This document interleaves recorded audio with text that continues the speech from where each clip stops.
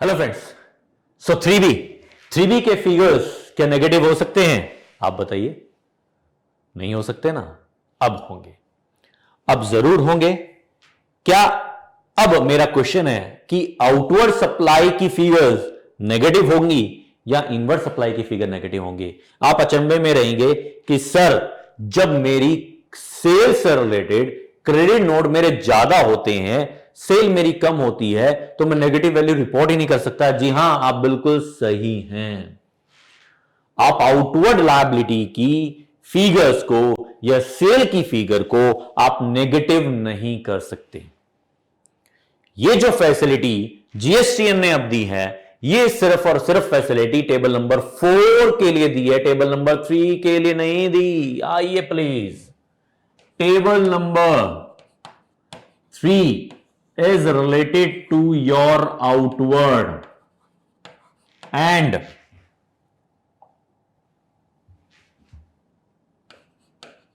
table number 4 is related to your ITC।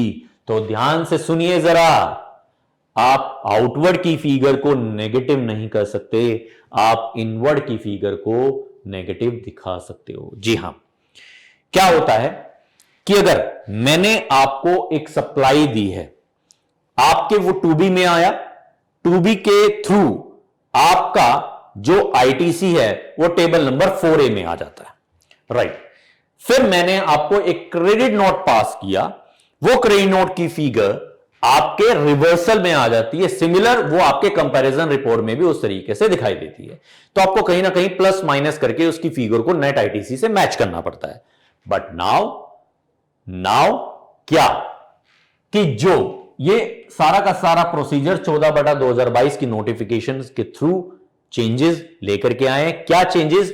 कौन सी table के अंदर चेंजेस? अभी आपको मैंने बताया कि टेबल नंबर 4 के अंदर हम चेंजेस लेकर के आए हैं। क्या कि नेट आईटीसी अब कहां रिपोर्ट होगा? टेबल नंबर 4A के अंदर होगा।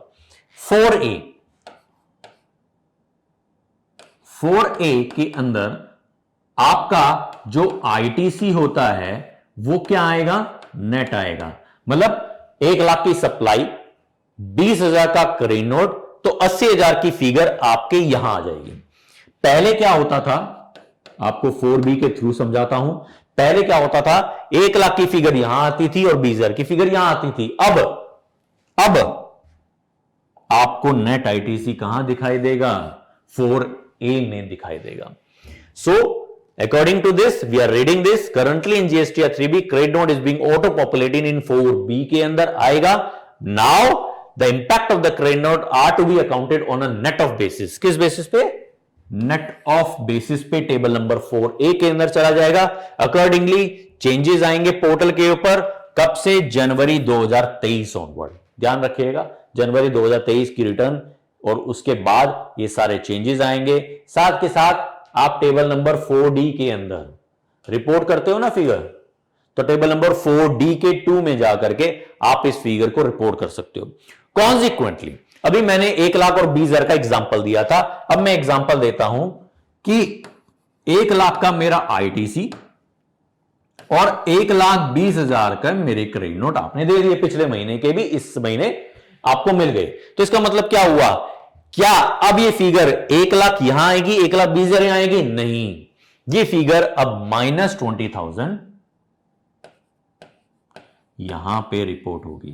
दैट मींस हमने जो क्या क्वेश्चन स्टार्ट किया था शुरू में कि अब नेगेटिव वैल्यूज भी टेबल नंबर 4 के अंदर आएगी, जीएसटीआर 3B के अंदर। सो जीएसटीआर 3B भी अब पिक कर सकता है नेगेटिव वैल्यू को, और नेगेटिव वैल्यू भी आप रिपोर्ट कर सकते हो। कहां रिपोर्ट करोगे? 4A के अंदर, और साथ के साथ 4D के अंदर आप उसको रिपोर्ट कर दोगे।